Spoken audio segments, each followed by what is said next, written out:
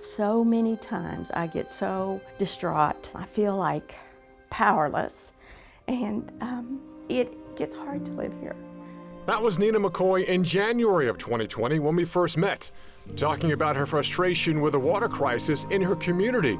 A year later, I guess you could say that when there have been line breaks, we can see that it does get fixed pretty quickly. So I'm hoping that that's a positive thing. But we are now $1 million in debt. Martin County is in the heart of coal country. An environmental disaster in 2000 dumped about 300 million gallons of toxic sludge into the county's primary drinking source, the Tug River.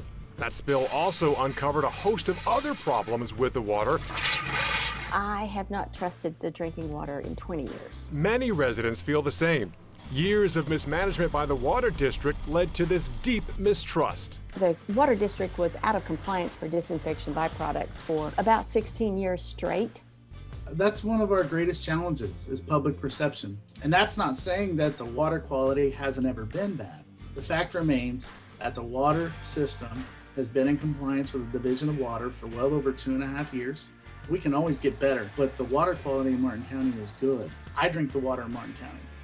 The University of Kentucky did a study over a course of a year. We did 97 homes, and the disinfection byproducts were above the limit in 35% of those. And a tremendous amount of water wasted due to an antiquated infrastructure. Water loss is a financial drain on the system, especially when you have water loss at like 70%. So that means they pay to pump and treat 100% of the water, and only 30% of that actually gets out to the homes. Attorney Mary Cromer is helping the citizens of Martin County in their fight for clean water. You have that much water loss. You have low pressures in the pipes and pipes that are breaking up, and a lot of infiltration of groundwater into the pipes. After a few months, we found that the financial state of the systems was very poor. There was a lack of true knowledge about how the system operated, a lot of very, very poor infrastructure. A lack of redundancy in pump stations, a lot of poor construction habits, a lack of safety practices. Craig Miller is the division manager of Alliance Water Resources. His company was brought in at the beginning of 2020 to manage the water system. Rome wasn't built in a day. A system that's been poorly managed for in excess of 30 years is going to take a long time to bring back to some semblance of a well-run utility.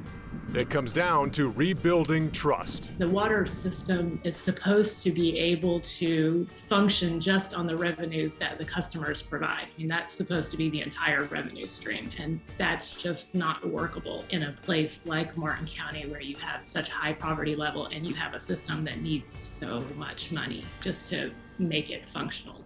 We're here to serve the citizens of Martin County, but we're here to serve them the right way. I'm still hopeful. I think we can do it.